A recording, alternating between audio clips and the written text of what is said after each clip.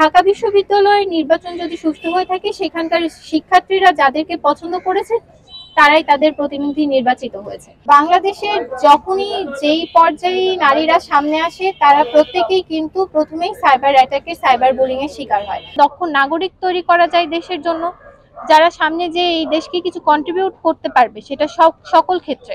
বিশ্ববিদ্যালয়টাকে সেই জায়গায় উপযুক্ত করার জন্য আমরা কাজ করব। এখনো জাতীয় স্বার্থে, বিশ্ববিদ্যালয়ের স্বার্থে যে কোনো ক্রাইসিস মোমেন্টে আমরা একত্র হব, একসাথে দাঁড়াবো, একসাথে প্রতিবাদ করব।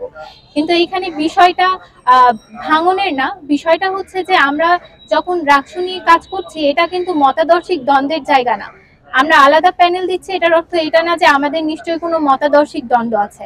আমাদের রাকসু নিয়ে পরিকল্পনা, আমাদের প্রচার প্রচারণার স্ট্র্যাটেজি, এসবের ভিন্নতার কারণে আমরা আলাদা আলাদা ভাবে কাজ করছি। কিন্তু আমার ধারণা, আমার উদ্দেশ্য যেমন বিশ্ববিদ্যালয়কে নিয়ে সৎ, আমার সহযোদ্ধা, আমার বড় ভাই, তারা আলাদা ভাবে রাকসুর জন্য কাজ করছে, তাদের উদ্দেশ্যও সৎ। এখানে আমরা কোনো রকম কোনো মানে ভাঙন বা কি বলে সেটাকে, মানে নিজেদের মধ্যে দ্বন্দ্ব, এরকম কোনো পরিবেশ এখানে নাই। প্রথমত, রাজশাহী বিশ্ববিদ্যালয় একটা স্বায়ত্তশাসিত বিশ্ববিদ্যালয়, এখানকার স্টুডেন্টরা আলাদা।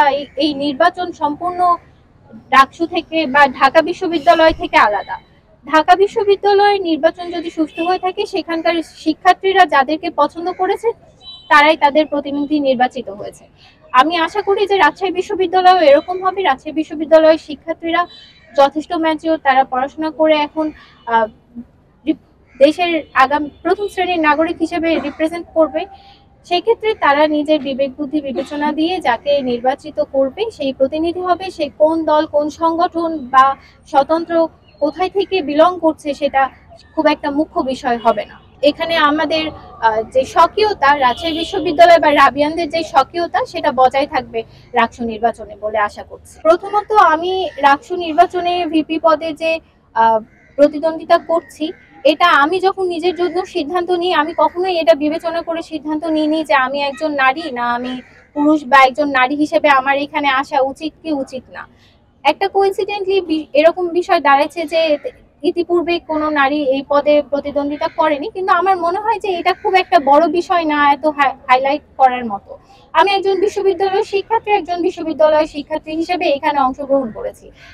আমার জায়গায় কোনো পুরুষ থাকলে বা কোনো ছেলে থাকলেও তার নিরাপত্তা দেওয়াটা যতটা জরুরি, আমার ক্ষেত্রেও নিরাপত্তাটা ততটাই জরুরি।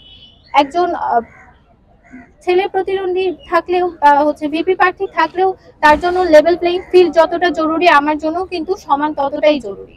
তো আমি চাইবো যে সবার জন্য, নারী পুরুষ নির্বিশেষে, যেহেতু রাকসু নির্বাচনে এরকম কোনো ক্রাইটেরিয়া ছিল না যে প্রার্থী নারী বা প্রার্থী পুরুষ হতে হবে, বা এই ক্ষেত্রে কোনো বিশেষ বিবেচনা নাই, তো আমাদেরও এই জায়গা থেকে নারী হিসেবে আমাকে বিবেচনা করার কোনো প্রয়োজন আছে বলে আমি মনে করি।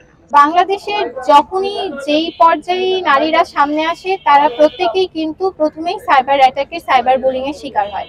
আমরা আজ থেকে না, যখন তফসিলও না, যখন গঠনতন্ত্র নিয়ে আলাপ আলোচনা হয়, আমরা যতবারই প্রশাসনের সাথে কথা বলার সুযোগ পেয়েছি, আমরা বারবারই এই দাবিটা জানিয়ে গেছি যে আপনারা একটা অ্যান্টি সাইবার বুলিং সেল করেন।